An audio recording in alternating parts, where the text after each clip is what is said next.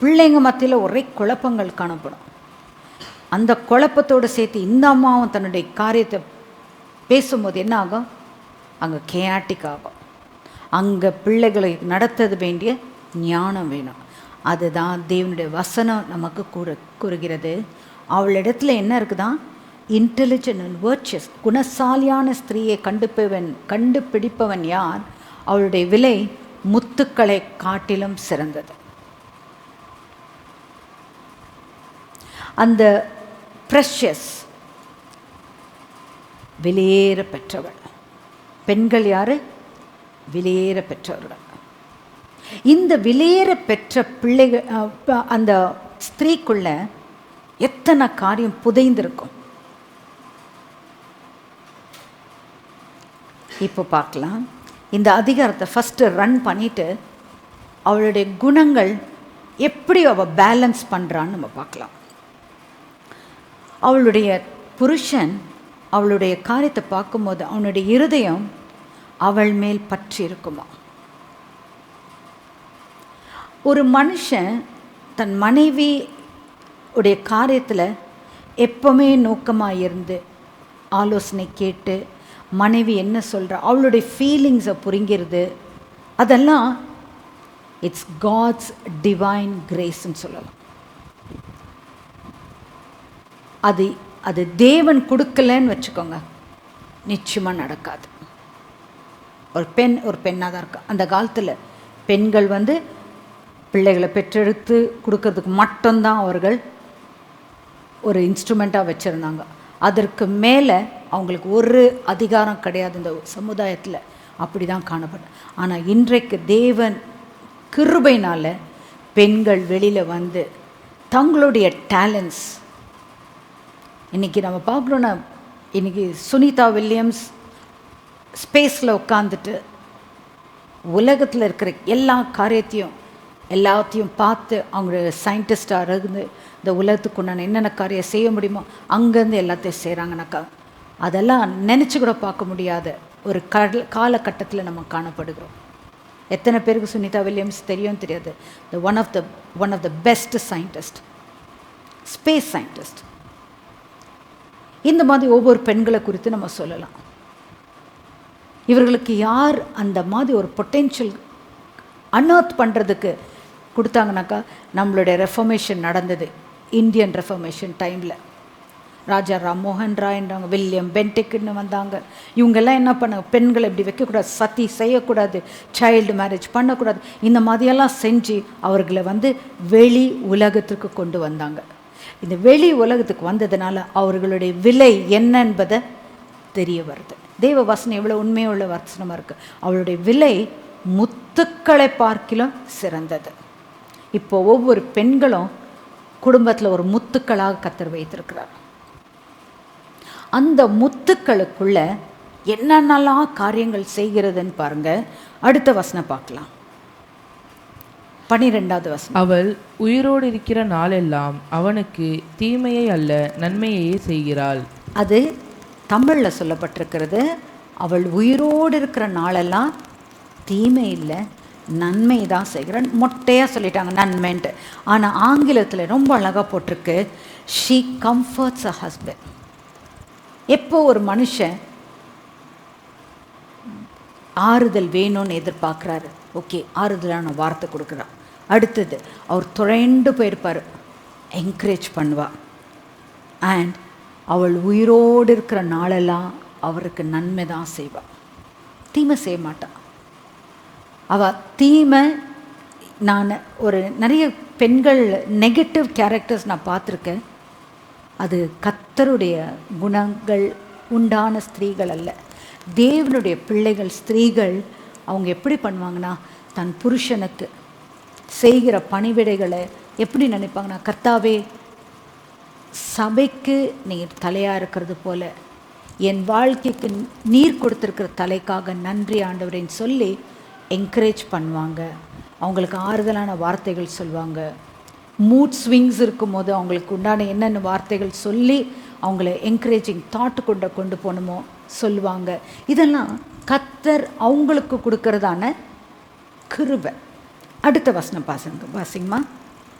ஆட்டு மயிரையும் சணலையும் தேடி தன் கைகளினால் உற்சாகத்தோடே வேலை செய்கிறாள். இப்போ புருஷனுக்கு செய்ய வேண்டிய கடமையை செஞ்சிட்டாங்க. அடுத்தது அவங்களுக்குள்ள இருக்கிற டேலண்ட் எப்படி வெளியில் வருது பாருங்க. அந்த ஸ்திரீ குணசாலியான ஸ்திரீ. நான் பேசுறது ஒரு குணசாலியான ஸ்திரீயை பற்றி தான் நான் பேசுகிறேன். அந்த ஸ்திரீ என்ன பண்ணுவாங்க, தன் விரல்களால் தன்னுடைய வேலைகளை செய்கிறவள். அவள் குடும்பத்திற்கு வேண்டிய உடுப்பு என்ன வேணும் அதை எல்லாத்தையும் தயார் பண்ணுறாங்க. ஃப்ளாக்ஸு, உல்லு, இந்த உள்ளெல்லாம் எப்படி அப்படியே வராது. அந்த ஆட்டு மயிறு அது ப்ராசஸ். அது எவ்விதமாக அதை க்ளீன் பண்ணி அதுக்கப்புறமா அதை நெய்ய வச்சு அதுக்கப்புறம் நூலாக்கி அதுக்கப்புறமா உடுப்பாக கொண்டு வர்றது, இதெல்லாம் இட்ஸ் அ ப்ராசஸ். இத்தனை வேலையும் அந்த பெண் செய்கிறாள். அவள் சோம்பலின் அப்பத்தை அவள் சாப்பிடல, வீணாக நேரத்தை கழிக்காதவளாக இருப்பாள். அங்கே வீடு போடணும், இங்கே வீட்டுக்கு போகணும், இவங்ககிட்ட பேசணும், அவங்க பேசணும், அதெல்லாம் ஒரு குணசாலியான ஸ்திரீக்குள்ளே காணப்படாத குணங்கள். நேரத்தை வீணாக்க மாட்டாள். தனக்குண்டான வேலை என்னவோ, தன் குடும்பத்திற்கு உண்டான என்ன காரியமோ அதிலேயே கண்ணோக்கமாக இருக்கிற ஒரு குணசாலியான ஸ்திரீ. இது மட்டும் இல்லை, இந்த ஸ்திரீயாகப்பட்டவள் தூர தேசத்தில் என்னென்ன காணப்படுகிறது, என்னென்ன தன் தேசத்துக்கு தன் குடும்பத்திற்கு தேவையோ ஆன்லைன் மர்ச்சன்டைசிங் பண்ணுறாங்க பாருங்கள். அந்த காலத்திலே கர்த்தருடைய வார்த்தை வந்திருப்பது, தூரத்துலேருந்து வியாபாரம் பண்ணுறாங்க. ஸோ தூர தேசத்துலேருந்து வியாபாரம் பண்ணுறாங்கன்னா எவ்வளோ பணம் சம்பாதிக்க முடியும்னு பாருங்கள். அது அந்த குணசாலியான ஸ்திரீக்குள்ளே இருக்கிற ஒன் ஆஃப் த முத்து. அவள் முத்துன்னு சொல்கிறாருல்ல, அவளுடைய விலை முத்துக்களை காட்டிலும் சிறந்ததுன்னு. அந்த மாதிரி ஒரு குணத்தை உடையவள் இந்த ஸ்திரீ. அவள் குடும்பத்துக்கு தேவையான அனைத்தையும் கொண்டு வரா. அவள் எப்போ எழுந்திரிப்பாளா? 10 மணி 11 மணி 12 மணிக்கு இல்லை, இருட்டோடவே எழுந்து தன் வேலைகள் எல்லாவற்றையும் கவனமாய் அவள் பார்க்குறாள். குடும்பத்திற்கு தேவையானது, வீட்டு காரியங்கள் அனைத்தையும் இருட்டோடையே எழுந்திரிச்சு செய்கிறாள். இது மட்டும் அல்லாமல் வயல்வெளிகளிலே தன் காரியங்களை நடப்பிக்கிறாள். She looks into the field. So agriculture. She looks into the agricultural work.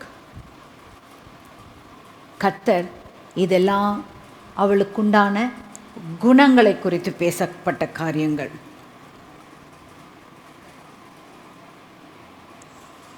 And 16வது வசனத்தை வாசிங்க. அவள் வியாபார கப்பல்களைப் போல் இருக்கிறாள், தூரத்தில் இருந்து தன் ஆகாரத்தை கொண்டு வருகிறாள். அப்படி வாசிங்கம்மா. இருட்டோடே எழுந்து தன் வீட்டாருக்கு ஆகாரம் கொடுத்து தன் வேலைக்காரிகளுக்கு படியளிக்கிறாள். அடுத்ததுமா, ஒரு வயலை விசாரித்து அதை வாங்குகிறாள், தன் கைகளில் சம்பாத்தியத்தினால் திராட்சை தோட்டத்தை நாட்டுகிறாள். தன்னை பலத்தால் இடைக்கட்டி கொண்டு தன் கைகளை பலப்படுத்துகிறாள். இப்போ இந்த குணசாலியான ஸ்திரீக்குண்டான குணங்கள் என்ன? அந்த ஸ்திரீ தன் புருஷனுக்கு கம்ஃபர்ட் கொடுக்கறது மட்டுமல்ல, தன் வீட்டின் காரியங்கள் அனைத்தையும் கவனிக்கிறவளாக இருக்கான். வீட்டு தேவைகள்னாக்கா பல தேவைகள் உண்டு குடும்பத்தில். துணி, இருக்கிற இடம், உண்ண ஆகாரம் எல்லாமே பெஸ்ட்டு. வேறு தேசத்துலேருந்து கொண்டு தன் குடும்பத்தை காரியங்கள் எல்லாத்தையும் கவனமாய் கவனிக்கிறாள். இது மட்டும் அல்லாமல் இந்த குணசாலியான ஸ்திரீக்குள்ள இன்னொரு காரியம், இன்னொரு குணம் என்னென்னா, வயல்வெளியை விசாரிக்கிறாள். ஸோ அவள் வீட்டு காரியங்கள் மாத்திரம் இல்லை, அவள் அக்ரிகல்ச்சர், தோட்டத்தை நாட்டுறா. அது என்ன, திராட்சை தோட்டத்தை நாட்டுறான். கனிகள் அது அது எல்லாமே கரெக்டாக வருதா? அது பெஸ்டிசைடு அடிக்கணும், அங்கே எங்கெங்கெல்லாம் கட் பண்ணணுமோ அந்த திராட்சை தோட்டத்தில் அதெல்லாத்தையும் தேவையில்லாத இலைகளெல்லாம் கட் பண்ணி அந்த அந்த திராட்சை செடிக்கு எவ்வளோ தண்ணீர் பாய்ச்சுமோ அதெல்லாம். அதாவது அவள் ஒரு வியாபார கப்பலை போல சுறுசுறுப்பான காரியங்களிலே அவள் தன்னை பிஸியாக வைத்துக்கொள்ள. சோம்பலின் அப்பத்தை அவள் சாப்பிடல.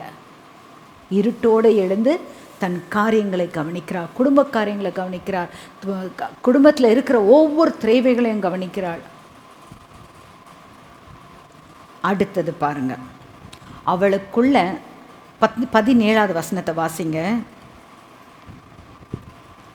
தன்னை பலத்தால் இடைக்கட்டி கொண்டு தன் கைகளை பலப்படுத்துகிறாள். அதாவது ஆங்கிலத்தில் எப்படி போட்டிருக்குன்னா, she girds herself with strength, அதாவது spiritual strength and physical strength. Fitness for her god given task. அதாவது இந்த வேலையை கர்த்தர் கொடுத்தார். காட் கிவன் டாஸ்க், கர்த்தர் கொடுத்த வேலையை நான் கவனமாக செய்யணும். அதுக்கு எமோஷன்ஸ். குடும்பத்தில் அப்படியே சும்மா இருக்க முடியாது, யாரும் சும்மாவும் இருக்க மாட்டாங்க. ஏதாவது ஒரு வேர்ட்ஸ் வரும், ஹர்ட்டிங் திங்ஸ் வரும். ஆனால் அந்த எமோஷன்ஸ்க்கு இடம் கொடுக்காதபடிக்கு தனக்கோ கொடுக்கப்பட்டிருக்க வேலை என்ன, அந்த வேலையில் மட்டும் கவனமாக வைத்து தன்னை பலப்படுத்தி கொண்டு தன் உணர்வுகளையும், அதுதான் முக்கியமானது. அந்த வசனத்தில் போட்டப்பட்டிருக்குது 31:17, தன் உணர்வுகளை அனைத்தையும் அவள் அழகாக தன்னை கண்ட்ரோல் பண்ணிகிட்ருக்கா. இதனால் அவளுடைய புயம், that is arms are very strong. எந்த வேலை கொடுத்தாலும் தன்னால் செய்ய முடியுன்ற ஒரு கண்ணோட்டத்துக்குள்ளே வரா. அடுத்தது 18வது வசனத்தை வாசிக்கலாம். ஒவ்வொரு வசனமும் நமக்கு ஆவிக்குரிய பலனும் கொடுக்குது, இந்த உலக பிரகாரமான சத்தியத்தை நமக்கு கொடுக்க பார்க்குது. 18வது வசனம். தன் வியாபாரம் பிரயோஜனம் உள்ளதென்று அறிந்திருக்கிறாள், இரவிலே அவள் விளக்கு அணையாதிருக்கும். எப்போ இரவில் விளக்கு அறையாதிருக்கும்? எண்ணெய் இருந்தால் தான். ஸோ எல்லா தேவைகளும் சந்திக்கப்படுது.